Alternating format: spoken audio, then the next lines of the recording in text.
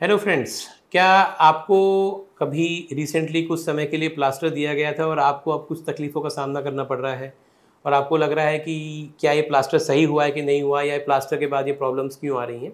तो इसी बारे में आज आपसे जानकारी शेयर करेंगे कि पोस्ट प्लास्टर सिंड्रोम यानी प्लास्टर के बाद होने वाली समस्याएं क्या हैं।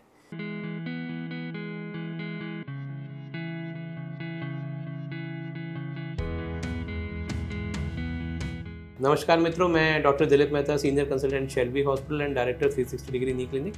किसी भी चोट से, फ्रैक्चर से यदि हमें इंजरी होती है और उसके बाद हमें एक प्लास्टर दिया जाता है, प्लास्टर देने के बाद जब 3 से 4 हफ्ते के बाद एक अप्रोप्रिएट समय के बाद डॉक्टर हमें एडवाइस करते हैं कि अब आप इस प्लास्टर को निकलवा सकते हैं। और प्लास्टर निकलने के बाद आप देखते हैं कि आपकी स्किन एकदम ड्राई हो गई है।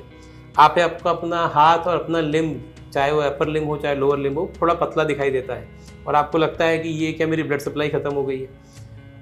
कुछ चीज़ें हैं जो प्लास्टर क्रिएट करता है। प्लास्टर एक कंप्रेशन क्रिएट करके रखता है, तो अगर हम बहुत लंबे समय तक प्लास्टर करते हैं तो आपकी स्किन का मॉइस्चर एक तो खत्म हो जाता है। Skin dryness is the biggest problem post plaster, है ना। सेकेंड चीज़ होती है, कुछ लोगों को स्किन एलर्जी होती है। अगर हम पीओपी यूज़ करते हैं, अगर हम उसमें नॉर्मल पीओपी यूज़ कर रहे हैं जो आपका वाइट प्लास्टर होता है, तो उसकी वजह से भी कुछ लोगों को स्किन एलर्जी होती है, रैशेज हो जाते हैं, वो कुछ प्रॉब्लम्स हो सकती हैं। सेकेंड प्रॉब्लम होती है कि आपको प्लास्टर के बाद में ऐसा लगता है कि मेरा हाथ टेढ़ा है, ये प्रॉपरली जुड़ा है कि नहीं जुड़ा है। तो नॉर्मली इसका क्लैरिटी तो एक एक्सरे करा के होता है, पर बहुत बार ऐसा होता है जिसे एक चीज़ हम बोलते हैं रीमॉडलिंग। अगर प्लास्टर निकलने के बाद भी आपको कोई बम्प दिख रहा है, आपको लगता है कि आपके हाथ के मूवमेंट में कुछ आपको डिफॉर्मिटी दिख रही है, तो ग्रेजुअली बॉडी बहुत बार 10 से 15 डिग्री की डिफॉर्मिटी को, 10 से 15% तरीके की डिफॉर्मिटी को सही कर देती है रीमॉडलिंग के द्वारा, जिसमें बॉडी एक्सेस कैल्शियम को रिमूव करके रीशेपिंग करती है। ये हमारी बॉडी का खुद का हीलिंग प्रोसेस है। तो रीमॉडलिंग के बाद जो तकलीफ काफ़ी हद तक कम हो जाती है। उसके बाद में कभी कभी ऐसा होता है पोस्ट प्लास्टर स्टिफनेस, यानी प्लास्टर लगने के बाद जोड़ की मूवमेंट कम हो जाती है। इसलिए बहुत अनिवार्य है कि प्लास्टर को बहुत ज़्यादा लंबे टाइम तक आप ना रखें। प्लास्टर को उपयुक्त समय पर निकाल के आप प्रॉपरली रिहैब चालू करें, फिजियोथेरेपी चालू करें, जिससे कि पोस्ट प्लास्टर स्टिफनेस आपको ना आए।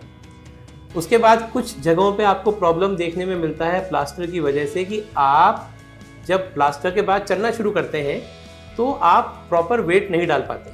तो इसे बेसिकली प्लास्टर डिपेंडेंसी कहा जाता है। मतलब आप प्लास्टर के ऊपर डिपेंडेंट हैं तो बॉडी खुद की लोड डालना बंद कर देती है। तो उसके लिए ज़रूरी है कि धीरे धीरे 2 से 3 वीक में आप पार्शियल वेट बेयरिंग यानी कम वेट डाल के प्रैक्टिस चालू करें। फिर धीरे धीरे आप फुल वेट बेयरिंग यानी पूरा वेट डालना शुरू करें, सो दैट आपकी बोन दोबारा कैल्शियम रिटेन करेगी और अपनी मजबूती को दोबारा गेन करेगी। हमारी बोन्स के अंदर कैल्शियम का जो बैलेंस है वो डायनेमिक है। मतलब डेली हमारी बोन बन रही है, डेली रिजॉल्व हो रही है, डेली बन रही है, डेली रिजॉल्व हो रही है। जब ये बैलेंस खराब होता है तो फिर ऑस्टियोपोरोसिस वगैरह और ये सारी चीज़ें शुरू होती हैं, जो हमने अलग वीडियोस में डिस्कस कर रखा है। उसके बाद सबसे इंपॉर्टेंट एक जो चीज़ हमने देखने को मिली है, उसे हम कहते हैं बेसिकली सुडेक्स डिस्ट्रॉफी, यानी कि हम प्लास्टर की वजह से आपकी नर्व्स इरिटेट हो जाती हैं। जब भी आप प्लास्टर को रिमूव करते हैं तो उसे रिफ्लेक्स सिंपैथेटिक डिस्ट्रॉफी यानी RSD कहा जाता है। इंपॉर्टेंट क्या है कि जब सपोज प्लास्टर को रिमूव करने के बाद कभी कभी आपको excessive redness, excessive pain, excessive sweating, चलने फिरने में बहुत ज़्यादा समस्या और हल्का फीवर, अगर ये आपको लगे तो यह बेसिकली उसके लक्षण हो सकते हैं जिसे हम सिंपैथेटिक इम्बैलेंस कहते हैं। तो आपकी जो नर्व्स हैं वो फायर करने लग जाती हैं, इरिटेट हो जाती हैं और इस वजह से प्रॉब्लम हो सकती है।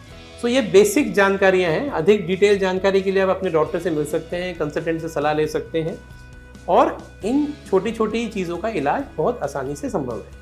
इम्पॉर्टेंट ये है कि प्लास्टर को लंबे समय के लिए ना रखा जाए और उसे जितना जल्दी हो सके, अपनी इंजरी हील होती है रिमूव कर दें। अगर वीडियो पसंद आए तो इसे लाइक करें, चैनल सब्सक्राइब करें। धन्यवाद।